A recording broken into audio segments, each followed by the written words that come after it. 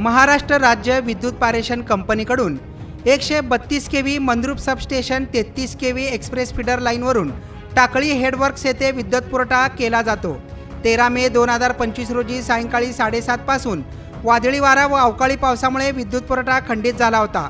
साधारणतः वीज पुरवठा पूर्ववत चालू होण्यास 12 ते 13 तासांचा कालावधी लागलेला आहे। त्यामुळे टाकळी हेडवर्क्स येथून पाण्याचा उपसा न झाल्यामुळे दिनांक 14 मे 2025 रोजीचा पाणीपुरवठा प्रतापनगर, टिळकनगर, किनारा हॉटेल परिसर, उरलेले टप्पे मजरेवाडी, सहारानगर, MIDC भाग, समाधान नगर भाग, साईबाबा चौक, गीतानगर, कुचननगर, कुर्बान हुसेन नगर, पंचशील नगर इत्यादी भागाचा पाणीपुरवठा एक दिवस पुढे म्हणजेच 15 मे 2025 रोजी होणार आहे। तरी कृपया सोलापूरच्या नागरिकांनी, विशेषतः वरील भागातील नागरिकांनी पाण्याचा वापर काटकसरीने करून महापालिकेस सहकार्य करावे असे सोलापूर महानगरपालिका प्रशासन तथा पाणीपुरवठा विभागाने निवेदनाद्वारे प्रसिद्धी पत्रकात दिले आहे।